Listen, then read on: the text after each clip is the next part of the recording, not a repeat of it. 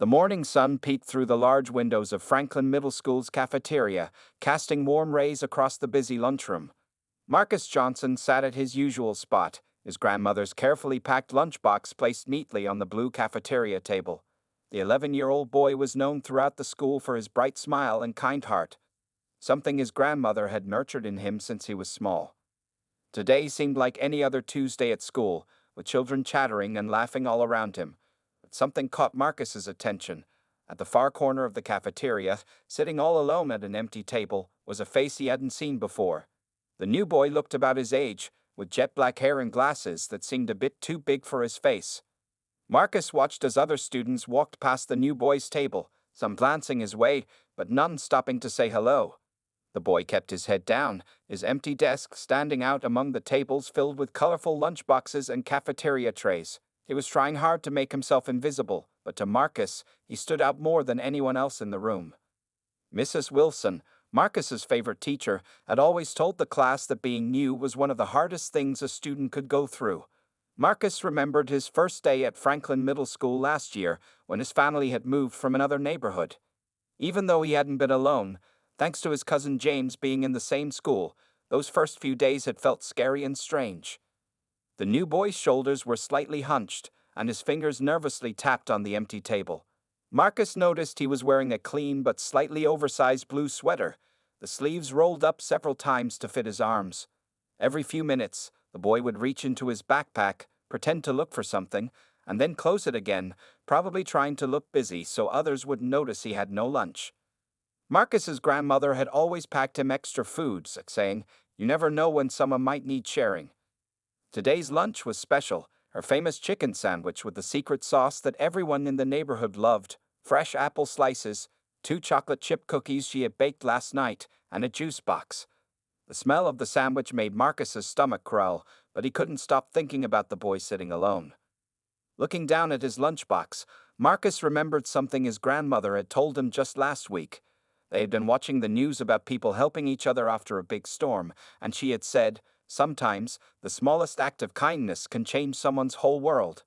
At the time, Marcus hadn't fully understood what she meant, but now, looking at the lonely new student, something clicked in his mind.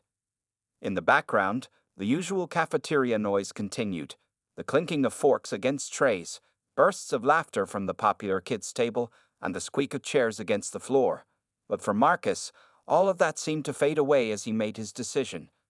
He carefully picked up his lunchbox, stood from his regular table where he usually sat with his friends, and began walking toward the corner of the cafeteria.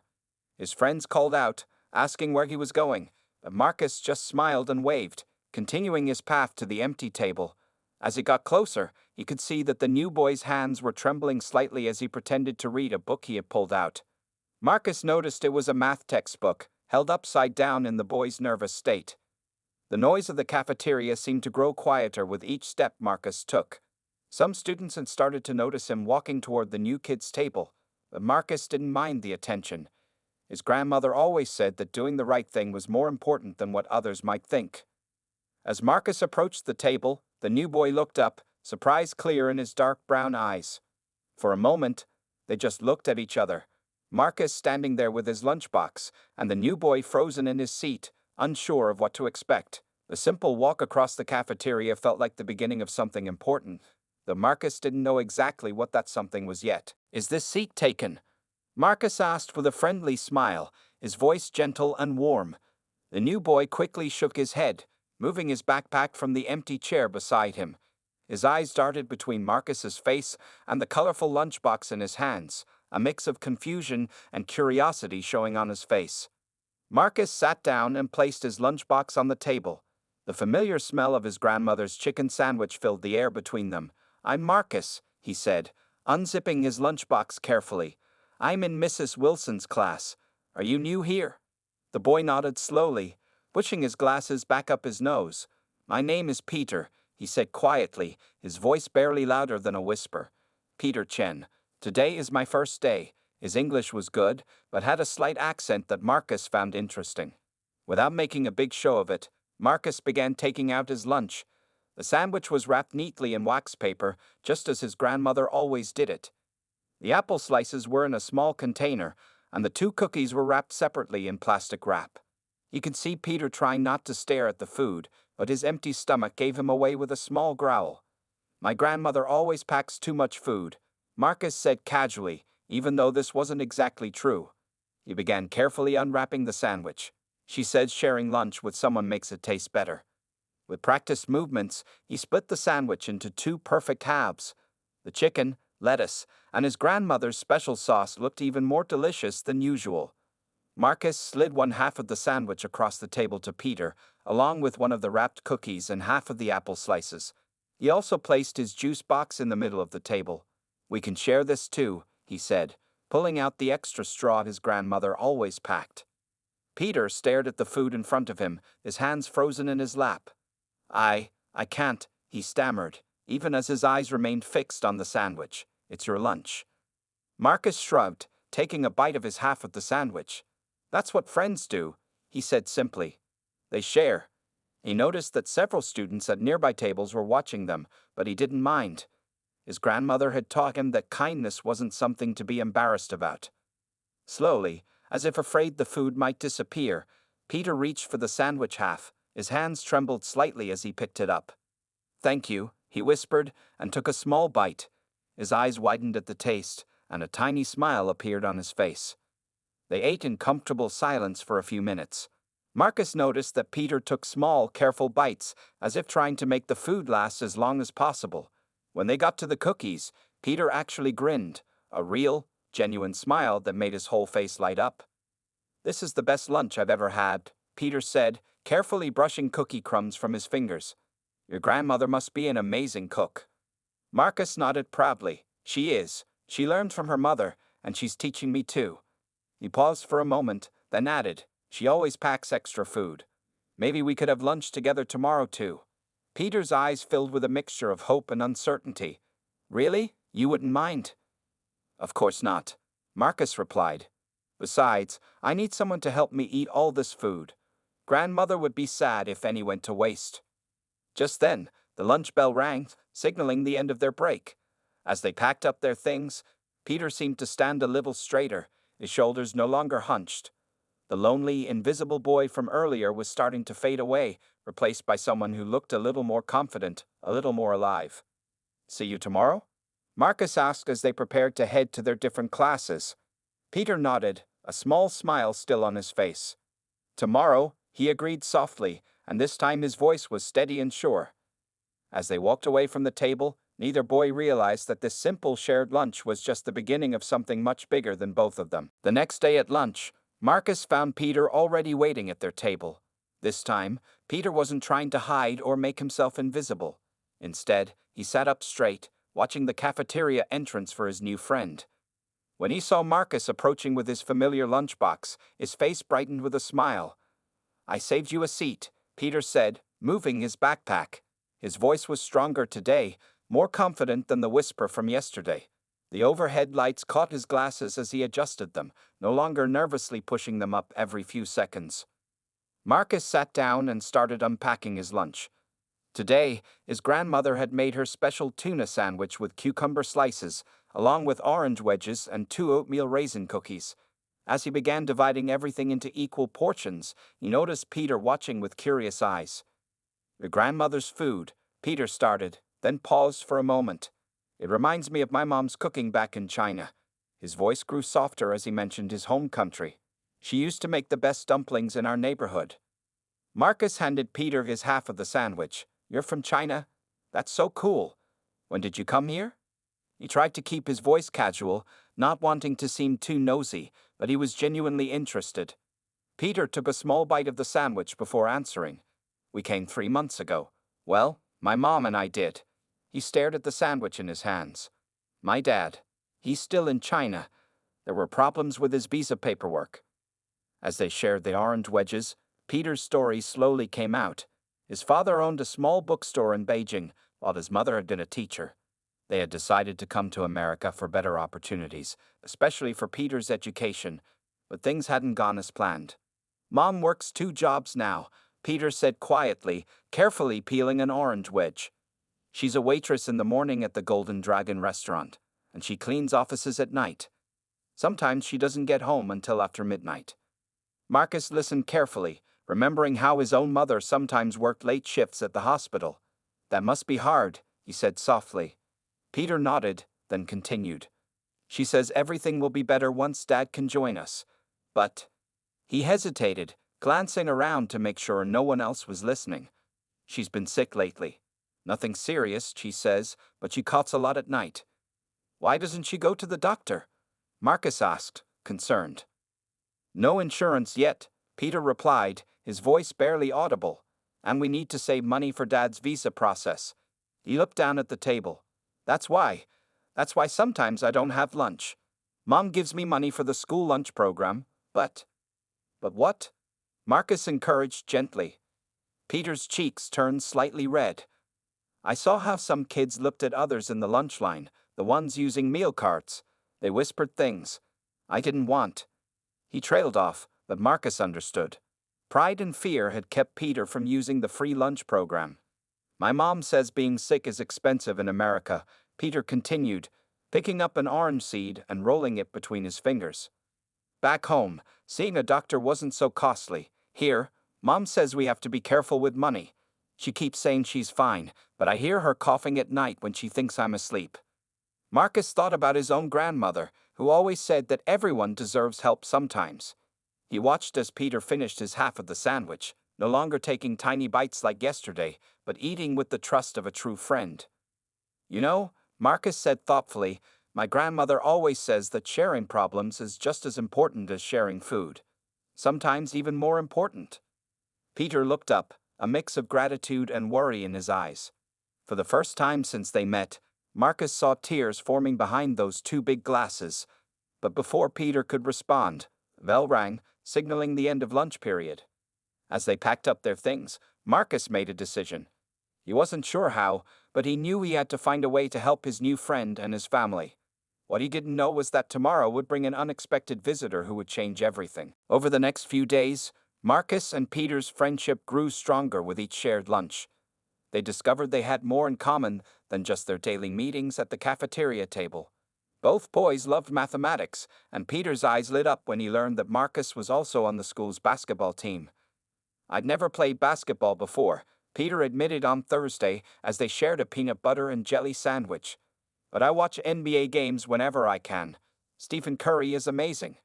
Marcus's face brightened. He's my favorite player too. Hey, why don't you come to basketball practice after school? Coach Stevens lets people watch, and maybe I could teach you some basic moves afterward. Peter's excitement quickly faded. I can't, he said softly. I have to go straight home after school. Mom works at the restaurant until 4, and she doesn't want me to be alone too long. He paused, then added, her cough is getting worse. Sometimes she has to stop working to catch her breath. Marcus noticed how Peter's hands trembled slightly as he mentioned his mother's health. The worry in his friend's eyes reminded him of how his own grandmother had looked when his grandfather was sick last year, but at least they'd had doctors and medicine to help. Did you tell her about the free clinic near the library? Marcus asked, remembering the place his aunt had once used when she was between jobs. My grandmother says they help people who don't have insurance. Peter nodded slowly. I tried telling her, but she says we can't risk it.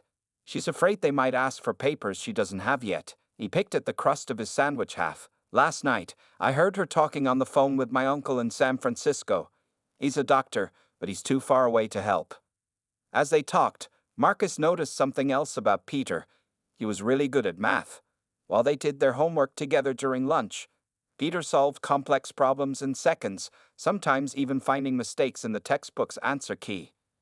You should join the math club, Marcus suggested, watching Peter easily complete a worksheet that most of their classmates struggled with. They meet during lunch on Wednesdays. Mrs. Wilson says they're looking for new members for the competition team. For the first time that day, Peter smiled. Really? We had a math club at my old school in Beijing. I won first place in 2 competitions. His eyes sparkled with the memory, but then clouded over. But the competition team probably has fees. Marcus was about to respond when they heard a commotion at the cafeteria entrance. A group of students were gathering around someone, but from their table in the corner, they couldn't see who it was. Probably another Pizza Day fundraiser, Marcus said, turning back to their lunch. His grandmother had packed her special chicken curry sandwich today, and the smell made both boys' mouths water. As they finished eating, Peter suddenly looked serious. "Marcus," he said quietly, "can I tell you something?" When Marcus nodded, Peter continued, "Last night, I told my mom about you sharing your lunch with me," she cried. Marcus felt his chest tighten. "I'm sorry," he started, but Peter shook his head.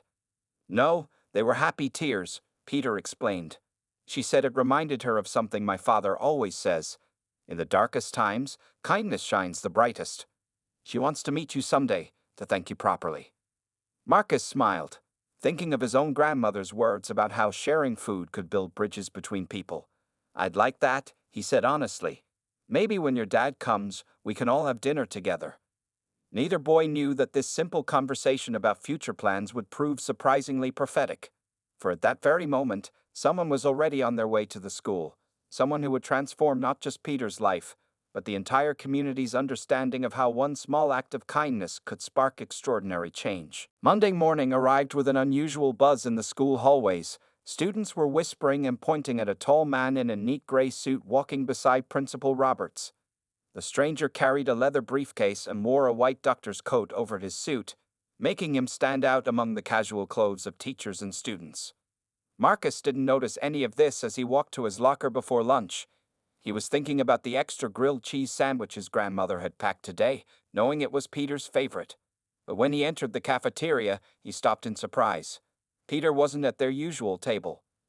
Maybe he's sick, Marcus thought worriedly, remembering how Peter had mentioned catching his mother's cough over the weekend. He walked to their corner table, feeling strangely lonely without his friend there. Just as Marcus sat down and began unzipping his lunchbox, he heard familiar footsteps approaching. He looked up to see Peter, but his friend wasn't alone.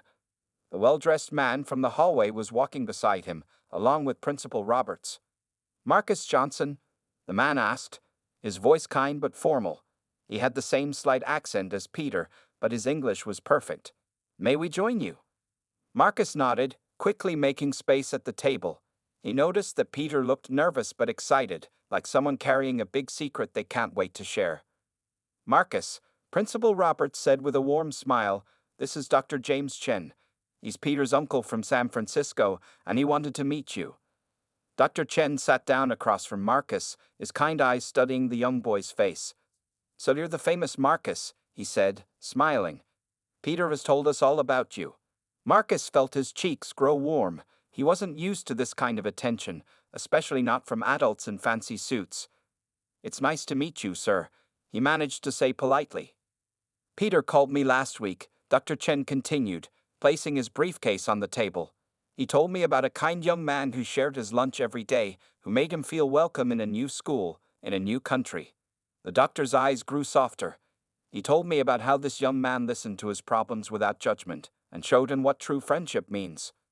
Peter stood beside his uncle, shifting from foot to foot with nervous energy. His usual shyness seemed to be fighting with his desire to speak. "But what really caught my attention," Dr. Chen went on, "was when Peter mentioned that this friend suggested the free clinic near the library for his mother's cough." He paused, looking directly at Marcus. "You see, I'm not just Peter's uncle. I run a medical foundation in San Francisco that helps families who can't afford health care." Principal Roberts nodded encouragingly at Marcus, who was starting to feel overwhelmed by all the attention. The other students in the cafeteria were watching curiously now, but trying to pretend they weren't. "When I heard about Peter's mother," Dr. Chen continued, "and about your kindness to my nephew, I knew I had to come here personally." He opened his briefcase and took out some papers. "Sometimes, Marcus, a simple act of sharing lunch can open doors we never knew existed." Marcus looked at Peter, who was now grinning from ear to ear. His friend's eyes were shining with happy tears behind his glasses. "But sir," Marcus said carefully, "I didn't do anything special. My grandmother always says sharing food with friends is just what people should do." Dr. Chen smiled warmly. "Your grandmother sounds like a very wise woman, and you're right, sharing food might seem simple. But kindness?" He gestured around the cafeteria. "Kindness can change lives in ways we never expect." The doctor leaned forward, his expression serious but gentle. "Marcus, Would you like to hear how your simple act of friendship is about to change not just Peter's life, but many other lives in your community? Marcus nodded slowly, his lunch forgotten as he realized this ordinary Monday was about to become something extraordinary. Dr. Chen pulled out a folder from his briefcase and placed it carefully on the cafeteria table. The lunchroom buzz had quieted as other students tried to listen without being too obvious. Principal Roberts stood nearby, smiling warmly at Marcus. First, Dr. Chen began, let me tell you about Peter's mother. He opened the folder, showing a medical chart. Her cough isn't just a simple cold. She needs proper medical care, but like many immigrant families, they've been afraid to seek help. Marcus looked at Peter, who was staring at his feet. He remembered all the times his friend had mentioned hearing his mother coughing late at night. But thanks to you, Marcus, Dr. Chen continued, that's about to change. Your suggestion about the free clinic got Peter thinking. He called me, and that call set something amazing in motion. The doctor pulled out another paper, this one with the logo of Bay Area Medical Center at the top. I run a foundation called Healing Bridges in San Francisco. We help families who can't afford medical care. When Peter told me about his mother, and about the young man who had shown such kindness to his nephew, I knew I had to act. He placed the paper on the table where Marcus could see it. I've arranged for Peter's mother to receive full medical treatment at our partner hospital here in the city. All expenses paid. She'll see the best doctors, get all the medicine she needs, and won't have to worry about insurance or papers. Peter made a small sound that was half laugh, half sob. Marcus saw tears running down his friend's cheeks, but this time they were happy tears. But that's not all, Dr. Chen said, pulling out more documents. Peter also told me about other families in your community who avoid getting medical help because they're scared or can't afford it. So, I made some calls. Principal Roberts stepped forward.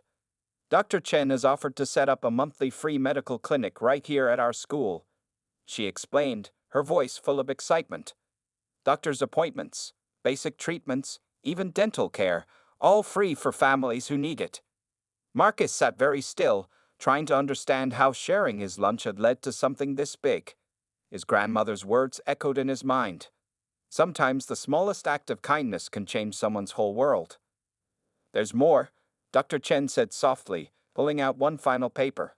I have connections with immigration lawyers in San Francisco. They're going to help speed up the visa process for Peter's father. If all goes well, the family could be reunited within 2 months. At these words, Peter couldn't hold back anymore. He rushed forward and hugged Marcus, not caring who saw. Thank you, he whispered. Thank you for sharing your lunch. Thank you for being my friend. Marcus hugged his friend back, feeling a bit overwhelmed but happy. He thought about all the times they had shared food and stories at this table, never knowing it would lead to something like this. Your grandmother, Dr. Chen said, smiling at Marcus, she packs your lunch every day, right? Marcus nodded. Yes, sir. She always makes extra, just in case someone needs sharing. Well, Dr. Chen replied, I'd very much like to meet her, because thanks to her teaching you about kindness and sharing, we're going to help hundreds of families in this community. Principal Roberts placed a gentle hand on Marcus's shoulder. Sometimes the biggest changes start with the smallest actions, she said.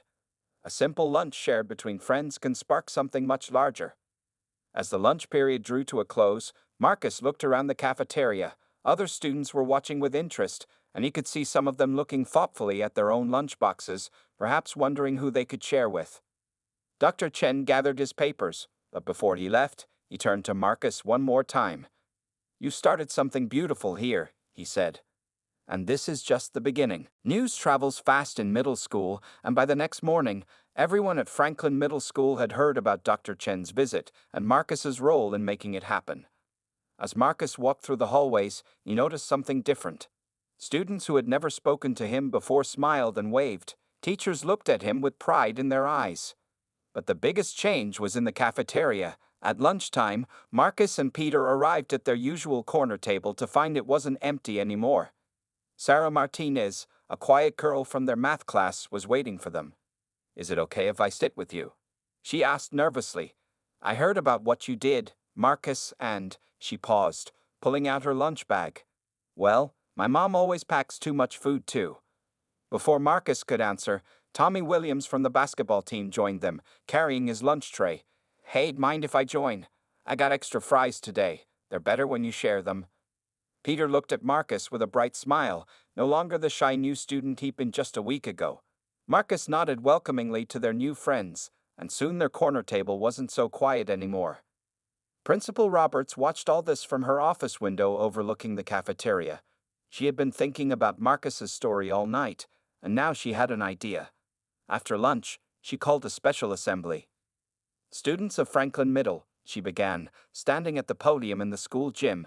Yesterday we witnessed something extraordinary. We learned how one simple act of kindness could change not just one life, but an entire community. The students sat quietly, listening as she continued. Inspired by Marcus Johnson's example, today we're starting something new. We're calling it the Lunch Buddy System. She explained the simple but powerful idea. Students could sign up to be lunch buddies, sharing extra food with classmates who might need it. But the most important part was that everything would be anonymous. No one would know who needed help and who was helping. Sometimes, Principal Roberts said, people are too proud or scared to ask for help. But everyone deserves to have lunch, to have friends, to feel cared for. As she spoke, teachers began passing out sign-up sheets. To everyone's surprise, hands shot up all across the gym.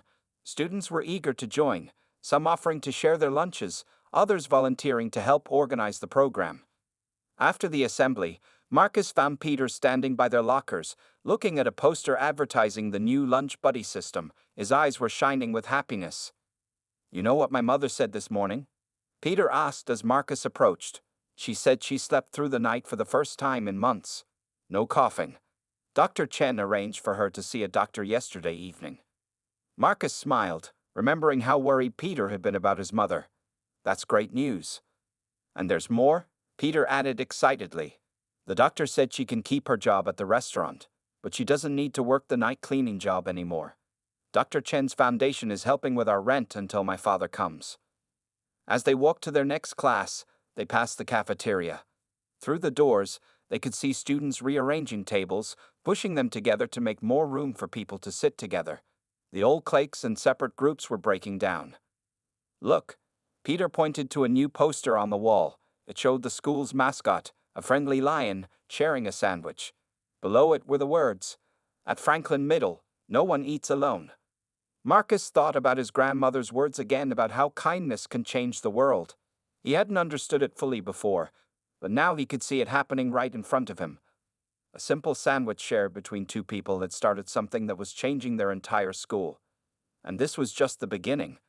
Tomorrow, Dr. Chen's team would arrive to start planning the school's new medical clinic.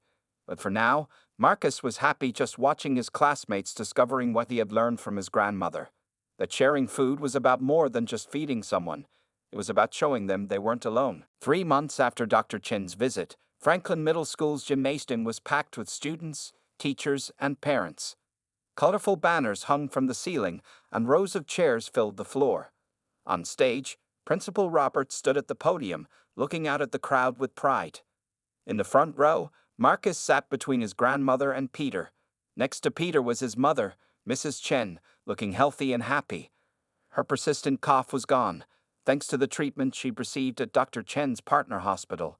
She wore a bright blue dress and couldn't stop smiling. But the biggest surprise sat on Peter's other side, his father, Mr. Chen, who had arrived from China just 2 days ago. He looked tired from the long journey, but overjoyed to be with his family again. The immigration lawyers Dr. Chen had contacted had worked quickly to resolve the visa issues, making the family's reunion possible sooner than anyone had expected. Today, Principal Roberts began, her voice carrying through the gymnasium. "We're here to celebrate something extraordinary. 3 months ago, a simple act of kindness started a chain reaction that has transformed our school and our community." She gestured to the back of the gymnasium, where tables displayed photographs and news articles. One showed the new medical clinic that now operated in the school's converted storage building every Saturday, serving hundreds of families. Another showed students sharing lunches together, the old social barriers broken down by the Lunch Buddy system. But before we present our first ever Champion of Kindness Award, Principal Roberts continued, "I'd like to share some numbers with you. In the past 3 months, our Lunch Buddy system has served over 1,000 meals. The new medical clinic has helped 275 families. 15 parents have found better jobs through Dr. Chen's Foundation's job placement program. Marcus felt his grandmother squeeze his hand. He looked up to see tears in her eyes, but she was smiling. She leaned down and whispered, "See? I told you sharing your lunch could change the world." Principal Roberts gestured to the side of the stage, where Dr. Chen stood with a small wooden box. "And now, it's time to present our award. Marcus Johnson, would you please come to the stage?" As Marcus stood up, his legs feeling shaky, the gymnasium erupted in applause. Peter gave him a thumbs up, and his grandmother gently pushed him toward the stage steps. Walking across the stage, Marcus saw faces he recognized: Sarah Martinez and her mother, who now volunteered at the medical clinic; Tommy Williams, who had helped organize a basketball fundraiser for the Lunch Buddy system; and so many others whose lives had somehow been touched by that first shared sandwich. Dr. Chen opened the wooden box and took out a beautiful glass award shaped like a heart. Engraved on it were the words, "Marcus Johnson, Champion of Kindness, for showing us that one lunch can change many lives." "Marcus," Principal Roberts said into the microphone, "your simple act of sharing lunch with a new student has created waves of kindness that continue to spread through our community. You've shown us that sometimes the smallest actions can have the biggest impact." As Marcus accepted the award, his hands trembling slightly, he looked out at the crowd. In the front row, Peter's family was beaming. His grandmother was crying happy tears. But what touched him most was seeing how many other students were sitting with new friends, how many families were together because of better health care, how many lives had changed. Principal Roberts handed him the microphone. Marcus hadn't prepared a speech, but looking at his grandmother, he knew exactly what to say. "My grandmother always told me that sharing food is sharing love," he said simply. "And love grows bigger when you share it. I just shared my lunch. All of you," he gestured to the crowd, "you're the ones who turned it into something amazing." As the applause filled the gymnasium, Marcus looked at the award in his hands. But his real reward was seeing Peter's family together, healthy and happy, and knowing that somewhere in the school, another student was probably sharing their lunch with someone new, continuing the circle of kindness that had started with a simple sandwich.